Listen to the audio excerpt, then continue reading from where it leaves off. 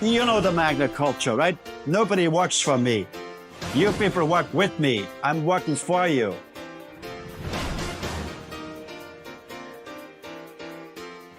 The history of mankind has always been dominated by the golden rule. Here's the gold makes the rule. But I don't want to be dominated by anyone. If I feel that strong, I should not be able to dominate somebody either. Hello, my name is Jurgen, and I'm a director at the Canadian Economic Charter and also with the New Wave Common Sense Business Association. I'm so happy to be here today with Mr. Frank Stronach, one of Canada's top entrepreneurs in Canadian history, founder and director and chief of Magna. Mr. Stronach, it's been almost half a year since I last interviewed you, and I'm so happy on the first day of spring in 2026 to be here with you. Over winter, we designed a business association. Maybe you'd like to tell the listeners why we have a business association. Well, first of all, it's nice to hear that you're happy, right? So anytime you be involved in some project, right? The key is you should never lose happiness, right? That's the life can only be measured by degree of happiness you have, right? Yeah. So it's very important to be happy. So the New Wave Business Association is also basically to make people happy, right? Yeah. I mean, people are happy if they do economically well. You know, if there's no way you can be happy if you have a lot of debt and you have a hard time buying a car or paying for food. So I mean, so the very key is in the final analysis, if the economy functions and people have the right job, then they be happy and healthy. That's right. That's right. That's very good. And one of the principles we have at the Canadian Economic Charter, principle number 6, is skilled trades. We're lacking significantly in skilled trades. And you yourself started off life with a skilled trade and made $1 billion. Skilled trades is very important, and it made you very happy when you know what you're doing. Well, when I was 14 years of age, my mother took me by my hand. I grew up in a small town, and there was a big factory there with a few thousand people. And I guess she knows one of the foremen, and she walks me in. And I remember she told the foreman, I want you to teach the boy a trade. And it happened to be a tool and die maker. I didn't know at the time what that was. So I think life is really a question of fate and circumstances, being at the right place at the right time with the right ingredients. Lots of things can happen. Yes, lots of things can happen. I see the big smile on your face. You must have been very happy with the work that you did, because when you're happy doing what you're doing, you get good at it, right? Yeah, when you be you get good in it. If it's, I think.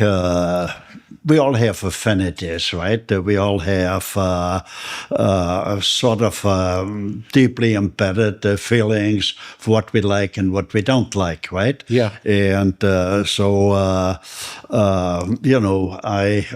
the years, I've done a lot of lectures, right, from Harvard, right across the States, right across Canada, right across Europe. And I always told the students, the success of life can only be measured the degree of happiness you reach.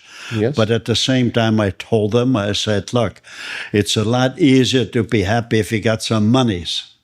And the smart kids would ask, well, what would you recommend we should do? Well, I said, and when you be, around in your late teens or early 20s, you don't know yourself that well. So I said, you got to try a few things and do something, and focus on something what you enjoy. If you enjoy something, you're going to be good in it. And if you put in the extra effort, you could be one of the best. And if you be one of the best, money is always a byproduct. Okay, yes. So that's the way you got to view life. Yes, because not only are you happy with what you're doing and you get good at it, but then once you're good at doing something, you can be among the very best.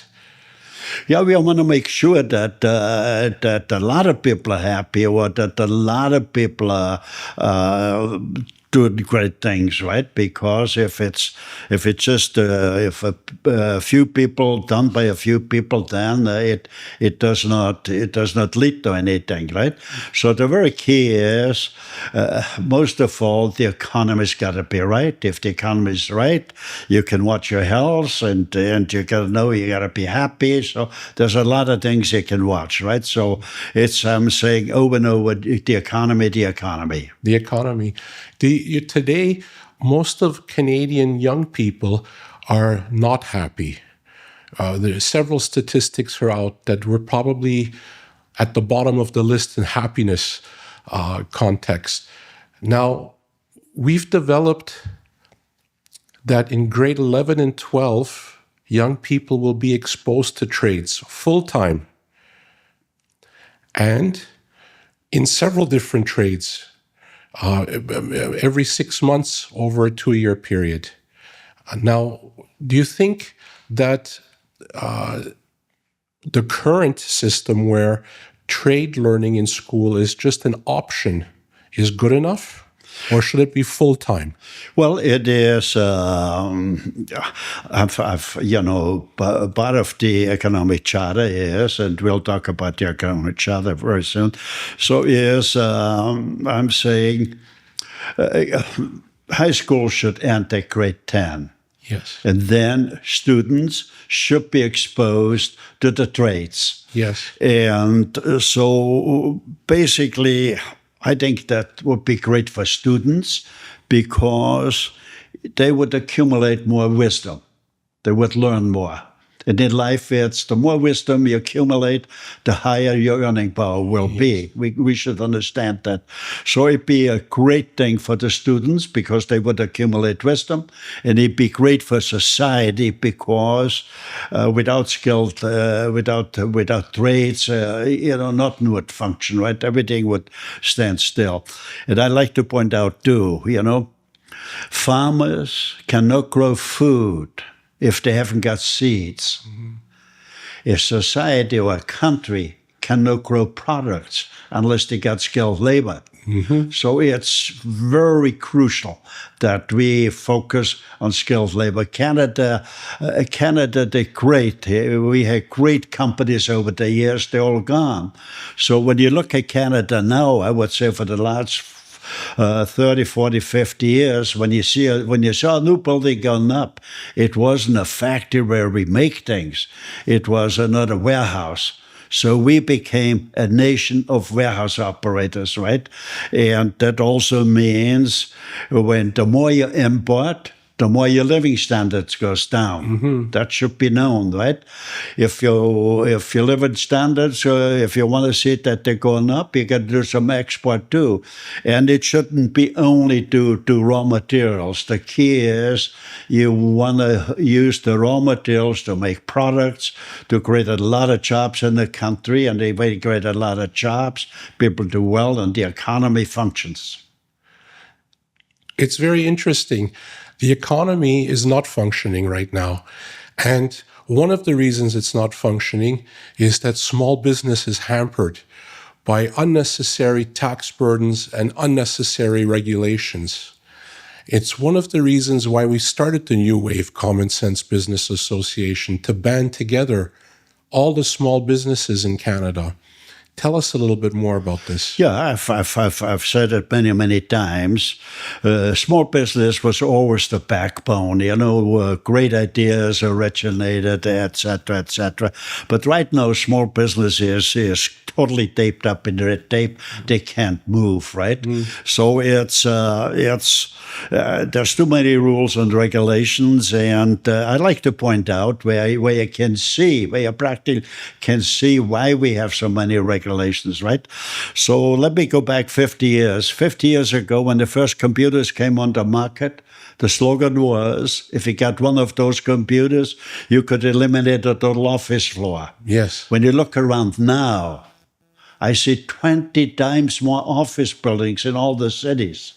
right? Yeah. Throughout the world, right? But especially in Canada, the United States, every city you see high rises. What do you think they're doing there? They don't make products in there.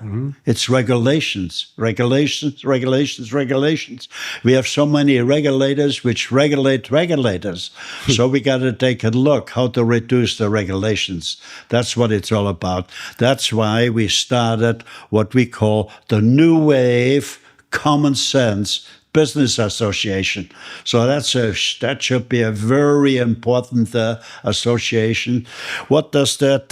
Well, you could perhaps ask me what that basically means. Well, what does it basically mean? Why are we having a business association? Why is having now businesses, all businesses, small business up to 300 employees, even large businesses over 300 employees, why is it so important that we band together? Well, it's important. First of all, we're going to define small business that 300 employees or less. So that's a definition, right? We got to set them free, right? But right now they're so tied up in with red tape, and I'm saying the economic arteries are blocked with cholesterol, right? I mean, so we got to take a look. How can we take the red tape off, right? So basically, I'm trying to tell the small business. Maybe let me point out some very important factors. Things the economy doesn't function, right? Yes. We all know. When I look back, I've over 70 years now in Canada, right? I was born in Austria and immigrated to Canada in '54. So the living standards the last 7 years gone down every year. So I'm saying the living standards, they're only about 30% now. So we lost 70%, right?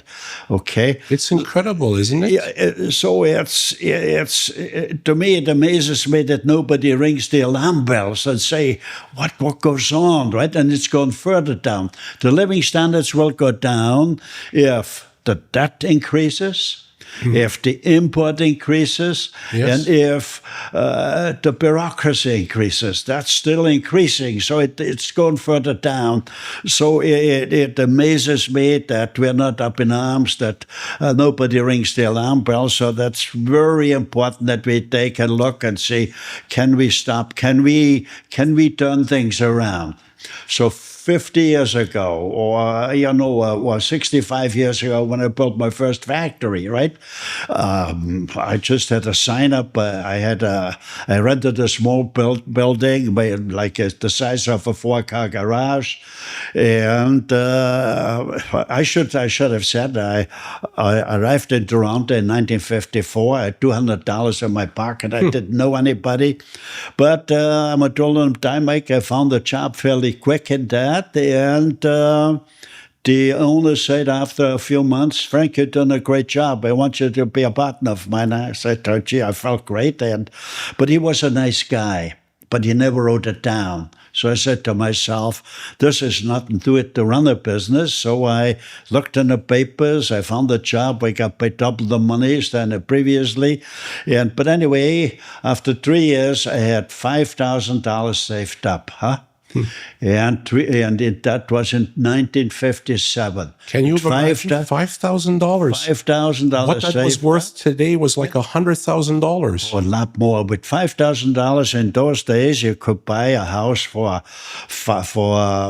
which is what nowadays maybe $600,000-700,000. That's incredible. So in a few years, you made this money.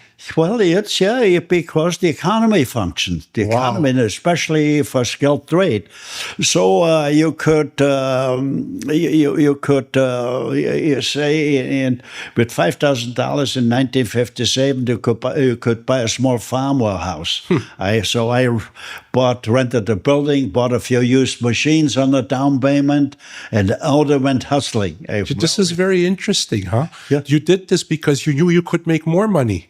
Well, basically, we all do things or think about it to make more money. Yeah. Show me somebody who wants to do things which you're going to make less money, right? So call it Then you won't be happy. a natural advance, right? Yes. That everybody, like when we were young, we all hustled to make some monies so we could live in dignity and help the family, right? And when you get older, then then you from time to time you got to look in the mirror and got to assess yourself and say, do you have a purpose, right? Because when you do get older, you would need a purpose, right? If you have a purpose, you're not afraid of dying. You are okay. So you look forward to life, right? Yeah. To have a purpose means to make to make a contribution, to call it to society. Can you make a contribution for a better life, right? Yeah. For people, right? And so when I looked in the mirror, as I was critical about myself, because over the years, I said early on that I gave a lot of lectures from Harvard right across the States, right across Canada, right across Europe. Well, something else the listeners don't know, you were also on the board of directors at the New York Stock Exchange. Yes, that too, right? So I accumulated a lot of expertise, a lot of know-how, a lot of wisdom. So anyway, I was very critical when I reflected, because I was on the board of 8 universities, and so when I looked in the mirror, I said, Frank, you really didn't do anything innovative. You're not doing something. You accumulated so much. So I was very critical, and then I asked myself, what is the mandate of a university? The mandate of a university is to teach young people to have a more civilized society, right? Yeah. But basically, universities will be ideal structures ideal institutions to come up with structures which would lead to an ideal society, right? So we need structures, so universities have great faculties in regards to medicine, in regards to technology, in regards to art, but very little in regards to humanity. Yeah. And humanity is very important, right? We have no blueprint. We have no blueprint what would lead to an ideal society, right? So that's So anyway, I was thinking, and I come up with what we call a new wave common sense business association. And via that, I think we could bring about change, right? Yes, and significant change quickly to help Canadians today. The New Wave Common Sense Business Association stands on the principles of the Canadian Economic Charter. Its mandate is to promote the Canadian Economic Charter. That's correct, right? So that'd be very important. So the New Wave Common Sense Business Association would benefit greatly small businesses, right? And as we said earlier on, small business defined for 300 employees or less. So, because usually when you bring forward changes, then people which are affected by it, and we said we want to bring changes in small business. So small business would ask themselves, how does it affect me?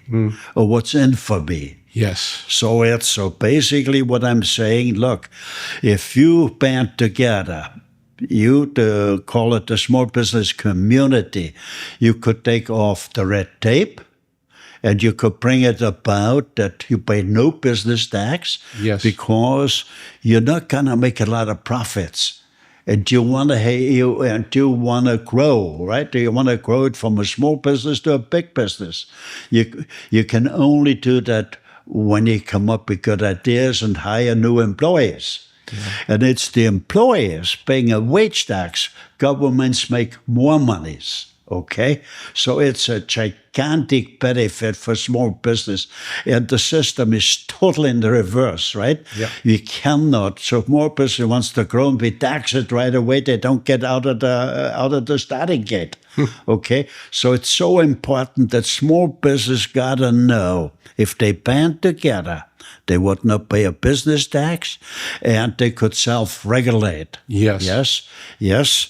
Workplace safety is important, but they could have committees which lay down the workplace safety. Then they need committees to the environment is important. They could have committees for the environment and then ethics, right? So 3 committees. They could do it at a fraction of what government regulators would do, right? At a fraction, right? So that's the way we gotta set small business free. So we gotta create things. What made Canada great, like 50, 60, 70 years ago, there hardly were any regulation, and small business could Back then, the trades, they regulated themselves, right? Yes, they could. When we look back over the last 100 years or more than that, right? They had trade councils. The bricklayers had them, the carpenters, the plumbers, and so on, right? So they done quite well. Now we hear from local tradespeople, they have 3-4 unions they report to on top of other regulations. What you have now, we have so many regulators, etc. You get nothing but traffic jams. Yeah. But you look back in the older cities, the factories were maybe right in the cities, so people could walk to the factory, right? You don't need would you have to have maybe a slaughterhouse in the Of course not, because you would need, does it create a lot of dirt or odor or what thing? Yeah, yes, there would be rules and regulation, but small businesses always regulated themselves. So again, I want to really use small business. You should join. You should join the New Wave Common Sense Business Association, because when you join, you have a huge, the politicians will listen to you, right? Yes. Because you have a huge voting thing, and you would join. The mandate would be that they would be supportive of the Economic Charter of Rights, right? So that's the key. And if the Economic Charter of Rights would be part of the Constitution, the Parliament, then small business would do well. They would, like I said, no business tax, and they'd be... This means eliminate all business taxes on small businesses. Eliminate all small business, They start paying when they be over 300 employees, right? Then by law, the business has to share the profits with the employees. But below 300, you're free. Imagine small business being free. Okay, but again, I still remember about 60 years ago when I built my first new factories in Canada. That was in Richmond Hill, a city just a little north of Toronto. I bought a piece of land. And then I had some architects which drawn up technical drawings, right? I had an architect for snow load, wind load, sewage. Okay, and so I went to the city hall. They looked, they were properly stamped by qualified engineers, so they looked it over. It took maybe about an hour or 2 hours. And then they said, gee, your drawings are stamped by qualified engineers. We're so happy. There's your permit. Same day. We're so happy that you built a factory in Richmond Hill. Okay, now I'm waiting 3 years to get a farmer's market, right? I mean, it's so. Look, we are.